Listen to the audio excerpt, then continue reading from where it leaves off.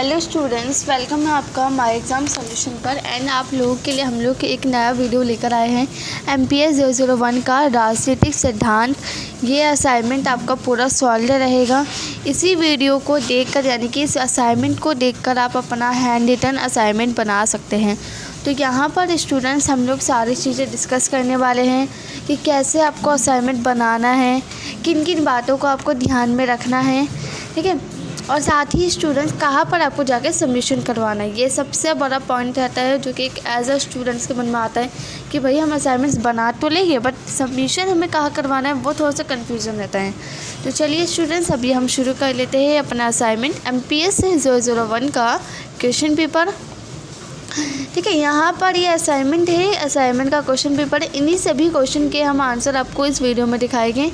तो चलिए, पहला जो हमारा क्वेश्चन रहेगा, राजनीतिक सिद्धांत को उद्धर्व का पता लगाइए। तो इसका आंसर आपको यहाँ पे मिल जाएगा। ठीक है, सबसे पहले हमने राजनीतिक सिद्धांत का जो विकास हुआ है, कैसे हुआ है, क्या क्या नई नई योजनाएं चली थी, कैसे कैसे समाज में डेवलप हुआ, वो सारी चीज़ें इसमें हमने कवर कर दिया। नेक्स्ट हमारा जो पॉइंट रहेगा, जब प्राचीन काल में राजनीतिक सिद्धांत था उसकी क्या क्या नींव रखिएगा, क्या कैसे कैसे प्रारंभिक विचार रहे होंगे लोगों के, तो वो सारी चीज़ें इसमें हमने बता दी। नेक्स्ट हमारा इसका पॉइंट है मध्यकालीन राजनीतिक सिद्धांत, यानी कि जो मध्यकालीन के टाइम पे जो राजनीतिक सिद्धांत रहा था, तो इसमें क्या क्या धर्म पे क्या प्रभाव पड़े, क्या क्या इफ़ेक्ट पड़े, जो जो जैसे ईसाई धर्म के हो गए या मुस्लिम धर्म के हो गए, तो इससे क्या क्या इफ़ेक्ट पड़े उन पर, तो सारी चीज़ें हमने इसमें बताई है।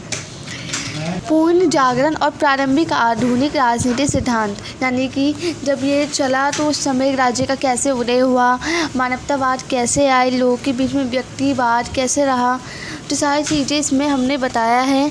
अगर आप अच्छे से पढ़ोगे तो आपको क्वेश्चन का आंसर अच्छे से और समझ आ जाएगा।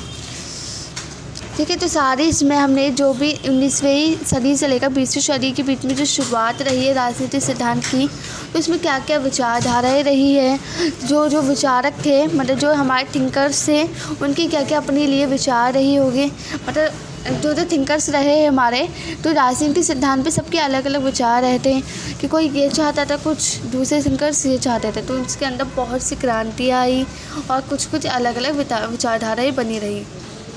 ठीक है, तो सारे पॉइंट हमने इसी फर्स्ट क्वेश्चन में हमने क्लियर कर लिया है।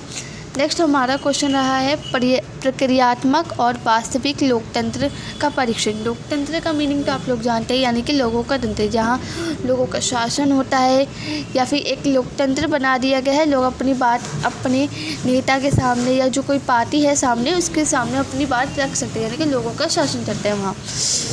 ठीक है, तो उसके अंदर पे प्रक्रियात्मक और वास्तविक लोकतंत्र के बारे में भी आप बता सकते हो। ठीक है, तो फर्स्ट में हमने यहाँ पर मौलिक तंत्र बता दिया, यानी कि जो प्रक्रियात्मक तंत्र रहा है उसके बारे में डेफिनेशन दे दी। इसकी मुख्य जो जो विशेषताएं रही है, चुनावी प्रणाली, कानून का शासन, चेक और बैलेंस। ठीक है, ये सारे पॉइंट हमने क्लियर कर दिए इसके अंदर। नेक्स्ट हमारा पॉइंट है प्रक्रियात्मक लोकतंत्र की ताकत। ठीक है, इसका ये पॉइंट इसमें हमने ये भी क्लियर कर दिया, यानी कि जो इससे रिलेटेड जो भी पॉइंट बनता है वो हमने इसमें इंक्लूड किया है। तो एक बार अच्छे से रीड करोगे तो आपको और क्लियर हो जाएगा। नेक्स्ट क्वेश्चन है हमारा अधिकारों और प्रकृति और अर्थ पर चर्चा कीजिए। यानी कि जो राजनीतिक थी हमारे, उसके अंदर बहुत से हमें अधिकार प्राप्त हुए थे, कई सारे कानूनी सिद्धांत रहे थे, जिससे हमें मतलब स्वतंत्र रूप से हमें बहुत सारे अधिकार हमें प्राप्त हुए, जैसे समाज में कामकाज को समझने के लिए। ठीक है, तो यहाँ पर आपको सबसे पहले आपको क्या करना है, अधिकार को परिभाषित करना है। जो अधिकार है, एक आमतौर पे जो अधिकार है उसके दावों को ऐसे रूप में परिभाषित किया गया है जहाँ व्यक्तियों के पास अपने खुद के कुछ राइट्स होते हैं, यानी कि न्याय होते हैं, अधिकार होते हैं। ये सारी चीज़ें इसमें हमने बता दिया है, तो आप एक बार अच्छे से समझोगे तो आपको और क्लियर हो जाएगा। बाकी अगर स्टूडेंट यहाँ क्लियर नहीं होता है तो आप हमसे यही सेम परचेज़ कर सकते हो। ज़्यादा मतलब मिनिमम प्राइस में आपको मैक्सिमम प्राइस में आप ले सकते हो हमसे। गिवन नंबर पे डिस्क्रिप्शन में प्रोवाइड हुआ है नंबर, तो वहाँ से आप परचेज़ कर सकते हो और हमसे कांटेक्ट करके ले सकते हो।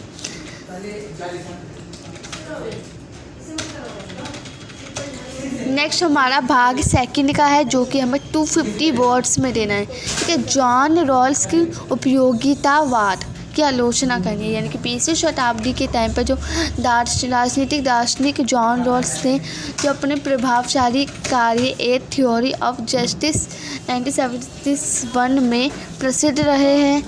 इसके अंदर जो जो आलोचनाएँ रही है, इसके जो जो प्रस्ताव रखे गए हैं, वो आपको इसमें बताना है। ठीक है, तो फर्स्ट में है इसका अवलोकन लिखा हुआ है।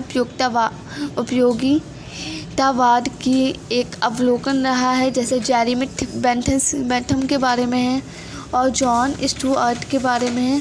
तो सारी चीज़ें आपको इसमें बतानी है, एक बार क्लियर हो जाएगा आपको। सारे पॉइंट हमने बहुत ही अच्छे से कवर किए हैं और ऐसा नहीं है कि बहुत ज़्यादा कठिन भाषा में लिखा है, नहीं, आप एक बार समझोगे इसे। अगर आप खुद से रीड करोगे तो आपको ऐसा खुद लगेगा कि बहुत ही सरल भाषा में इजी कॉन्सेप्ट में बताया है, इससे आपको अच्छे से याद हो जाएगा। इसी का एक नेक्स्ट क्वेश्चन है हमारा कर्तव्य का महत्व।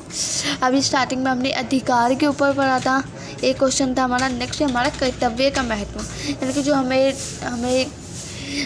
कर्तव्य मिले हैं, जैसे मौलिक अधिकार हमें मिले हैं सारे, वो सारी चीज़ें इसमें बतानी है कि क्या क्या हमें मिली है। तो कर्तव्य की वैचारिक नींव, यानी कि जब कर्तव्य की नींव रखी गई, उस समय जो हमारा कर्तव्य होता है वो एक निश्चित तरीके से कार्य को समझने और या उसके नैतिक कानूनी दायित्व को समझाने के लिए किया जाता था।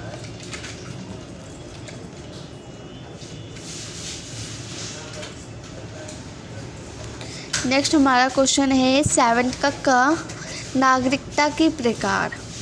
नागरिकता के प्रकार में जो पॉइंट है, इसमें 2 पॉइंट है, एक तो स्वतंत्र नागरिकता, एक वंशानुगत नागरिकता।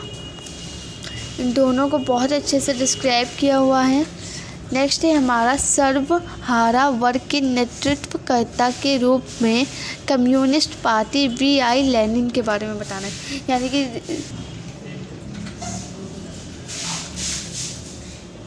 ठीक है, तो ये हमारा ये पूरा सॉल्व असाइनमेंट था, बहुत अच्छे से हमारा कंप्लीट हो गया है। ठीक है, तो कुछ भी कंफ्यूजन है तो आप मुझे बता सकते हैं, बाकी मैंने अपनी साइड से सारी चीज़ें कवर कर दी हैं। अब स्टूडेंट्स ये असाइनमेंट्स आपने लिख लिया है, तो इसमें आप अपना लगा दीजिए question paper and front page आपको पता ही है इग्नू का रहेगा। आप डिटेल्स फिल करके आप अपना सबमिशन करवा सकते हो अपने स्टडी सेंटर में जाकर, जो आपका रहेगा स्टडी सेंटर उसमें आप करवा दीजिए। और बाकी स्टूडेंट्स, अगर इनकेस आपके पास टाइम को लेकर शॉर्टेज है या प्रॉब्लम हो रहा है कि आप खुद से नहीं बना पा रहे हैं, तो प्लीज़ अभी देरी मत कीजिए, बिल्कुल भी अपना वक्त को ज़ाया मत कीजिए, मेरे से कांटेक्ट कीजिए। मेरा नंबर है 8130208920। मेरा नाम आप लोग जानते ही, मुस्कान नाम है, एंड इस पर आप मुझे व्हाट्सअप कर सकते हो और अपने असाइनमेंट्स ले सकते हो, चाहे अगर आपको हैंड रिटन चाहिए या फिर सॉल्व पीडीएफ चाहिए। चलिए मिलेंगे हम लोग नेक्स्ट वीडियो में, तब तक के लिए बने रहे। Thank you.